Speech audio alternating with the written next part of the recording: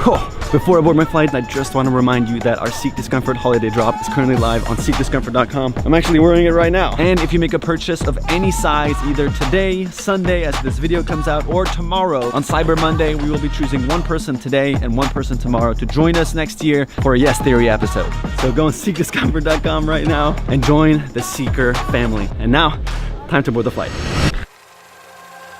Imagine a country tucked away from the rest of the world, hidden in the Himalayas, left to its own devices to develop in unique and incredible ways that made sense for not only its own culture, but also for its entire ecosystem. Some people claim that this country is the happiest in the world, the last Shangri-La, and is in fact the only country in the world to be carbon negative, meaning it's producing 3 times more oxygen than it consumes. Meet the country of Bhutan. So what makes this place so special? Are the people there truly the happiest? And what have they understood about the environment that the rest of us haven't? Well, after a recent trip to India for an upcoming episode, I went on my second solo trip this month to visit this small country. Squeezed between the 2 most populated countries on the planet, the place is faced with lots of surrounding pressure. And so, with an open mind and lots of questions, let my 72-hour trip to the magical country of Bhutan begin. Hello.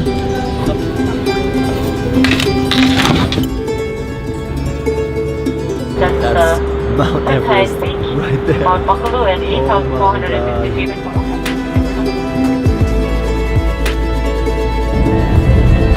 Ladies and gentlemen, welcome to Bhutan. Oh! Alright! This has got to be the most beautiful airport I've ever seen in my life. What? And even the freaking conveyor belt for our luggage is beautiful. So the thing about Bhutan is that you're not allowed to come here without an official tour guide assigned to you. And they hook you up with hotels, visas, transportation, which means that I have a guide waiting for me out here. Hi. How are you? How are you? Fine? Yes, great to meet you. Man, this is beautiful. Like it? Yeah. What was your name? Funso. Funsu. Yeah. Funsu. Just a welcome scarf for you. Thank you so much. Great. Wow, awesome. Once again, welcome to Bhutan. Thank you so much. I'm super excited to explore and learn about how Bhutan is apparently the happiest country in the world, right?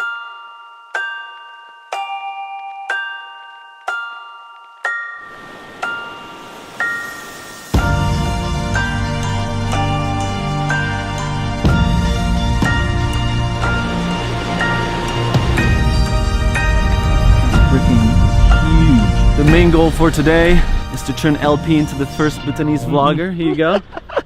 It's your turn. Yeah. But first, what are we doing right now? We're going in the Buddha statue. It's one of the largest sitting Buddha in the world. It's 210 feet. Okay? Wow.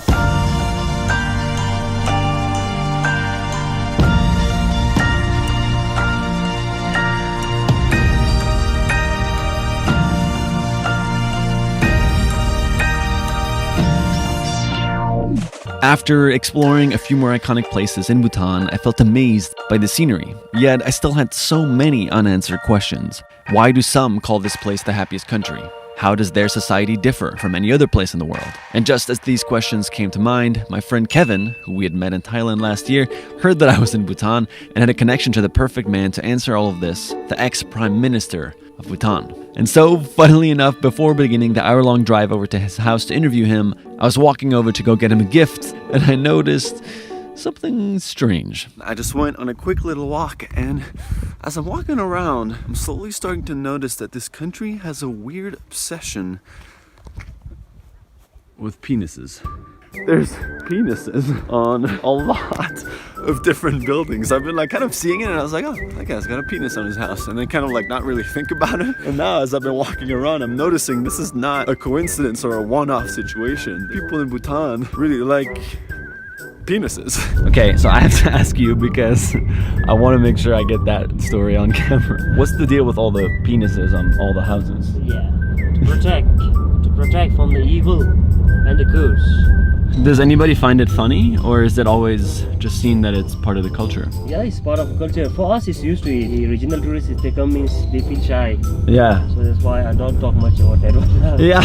Oh my god. Well, you learn something every day. So we are about to go meet the ex-Prime Minister of Bhutan, and we need to bring him a gift. I can't believe these freaking penises. It feels like such a juxtaposition next to all of these religious Buddha statues, and then there's just a whole bunch of cocks. What do you think? That one? Not that one. I don't know if I'm confident enough to bring a penis as a gift. You know what I'm saying? Which one would you recommend? That one, yeah. This one? Those are the 4 doorways to heaven. That's pretty nice. Yeah, we'll do that. Thank you so much. All right, now we gotta run. And so, after getting the gift, we drove an hour to finally sit down with the ex-Prime Minister. Thank you so much for agreeing to do this on such a last second notice. I just want to start by asking you, for somebody who doesn't know the basics of the gross happiness income in Bhutan. Gross national happiness. Gross national happiness. You really don't know. Yeah, I know. I really don't know. But gross national happiness is basically a development philosophy that acknowledges that economic growth is important. Okay. But that economic growth must not be mindless. It should also be sustainable, environmentally sustainable. And it also should be equally spread throughout society. Until recently, Bhutan was the only country in the world that's carbon neutral. Okay. And now Suriname is also carbon neutral. So they're 2 countries. But I mean, we have 195 countries in the world today. And to have 2 countries, and that to 2 small countries, just 2 countries that are carbon neutral is not acceptable. Yeah, no. In Bhutan, we sequester about 3 times more carbon dioxide than we emit as a nation. Traditional economists would have advised His Majesty the King to harvest the forest. Yeah. Yet he didn't, and all I can say is that he was way ahead of his times. So some people say Bhutan is one of the happiest countries in the world. Do you feel like that's just like something outsiders say about Bhutan? Would you agree with that statement? Or Yes and no. Yes and no. Yeah, it's something that outsiders say because they've heard about the development philosophy of gross national happiness, and there's a misunderstanding. People have just concluded that this must be the happiest country in the world. And yes, you may have noticed that we smile a lot, and when we smile from the depths of our soul. You know, who's to say that we are the happiest people? There are many societies, and some societies may be happier. Yet, we ought to be happy also, because the conditions of happiness are available in Bhutan. Free healthcare, free education, clean air, natural environment, there's the rule of law, justice. These are all in place. What does Bhutan do that you think other countries could easily implement? If there is something that we can share, is the importance of leadership. The world knows the importance of leadership, absolutely no doubt. But we have enjoyed the blessings of enlightened leaders, whether it is our monasteries or whether it's our wildlife, whether it is our tall mountains that are still unclimbed. Yeah, all of them ultimately is because of enlightened leadership. So we are a small country, tucked away in the Himalayas, sandwiched between 2 huge giants, yet our culture is intact, our spirituality is intact. Economy is growing gradually, but sustainably, and all of this because of enlightened kings. There's a lot of young people in the world that are anxious, are depressed. What do you think the world can learn about Bhutan's happiness? I guess making happiness a priority. Firstly, youth all over the world are anxious. Bhutanese youth are anxious. I am anxious, but what makes it worse is because we are so connected now. Earlier, you're isolated in your own village. Urbanization came, and then the internet, and now like you're not in your cocoon, no? Too much information, too much emotions. We're trying to create a platform for people to be able to connect, because I think connection is a big reason too. Because we think we're connected because we're on our phone, but we're not actually having the real connection in real life. Our goal soon is to build an app that can allow people to just go out and connect and find activities to do together. Tinder does that, right? Yeah, Tinder. Use Tinder? No, I mean, our society is too small. You'd know every swipe. Well, anyways, thank you so much for taking the time. I really appreciate it. I think the world will learn a lot from your wisdom, and I'm so grateful to have had time in Bhutan. I'm so grateful that your wisdom, Thomas. Thank you very much. Thank you. And a big hi from Bhutan to all your followers. There you go. That was so good. I'm so nervous. Anyway, thanks. You got a picture? Yeah. Thank you very much. Of course. Thank you. Look at me. Look at my face. I'm over blushed. Man, he was such a kind and wise and generous human being. I'm blown away.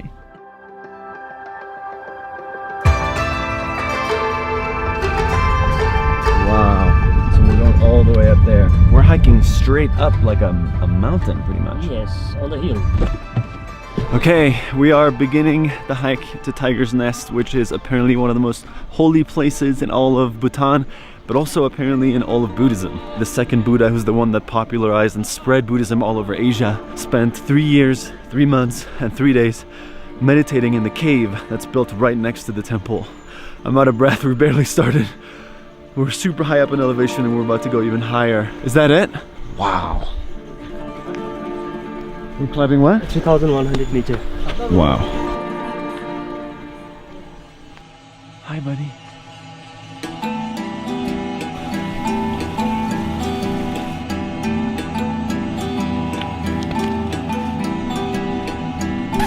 Where is this guy coming from? Someone lost a horse or? Oh, there he is. That's pretty funny. That horse was trying to do the hike on its own today. We're about to peek over the hill. We're gonna get a solid first glimpse. It's beautiful.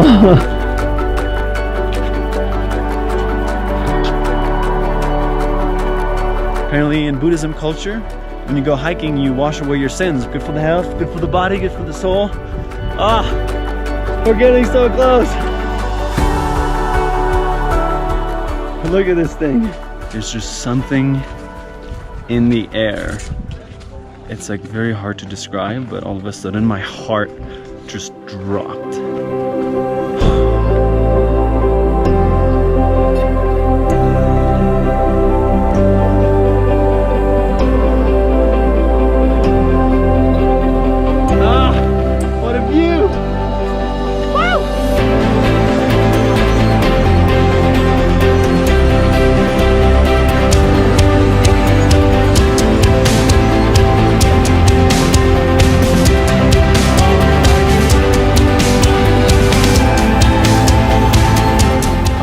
My God, this place is magical. For the last little stretch, we cannot bring any technology with us. You're not allowed to film inside. They consider them very holy places and they want to preserve them. You have to put on pants, you have to put on a shirt to cover your arms. I'm so freaking excited to go see what this place looks like. We just got out of Tiger's Nest and I just had one of the most intense spiritual moments I've ever experienced. I had a moment where closed my eyes and my grandpa passed away around this time of the year, about 4 years ago. I just had a moment where I felt like he was here and I felt like he would have loved experiencing this moment with me, but I know that somewhere around here he did. There's just something about this place that just leaves me so uncontrollably emotional. It felt like the sound was muffled around me. I was just so in awe and taken by the scenery and the beauty of this place. I feel extremely grateful right now to have experienced this moment.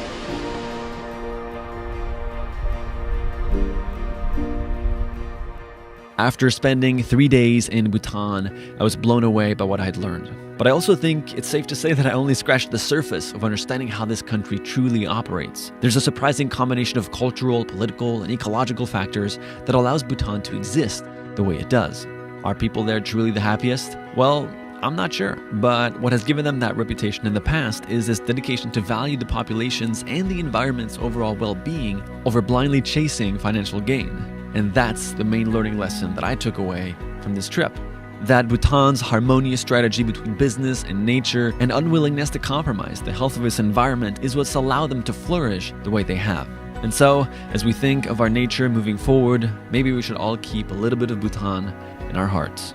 We'll see you next week. I just want to end this video by giving a shout out to our friends in Beautiful Destinations who provided us with some of the drone footage and B-roll for this video. Click on the video right here to check out what they made in Bhutan. It's absolutely incredible and 100% worth watching.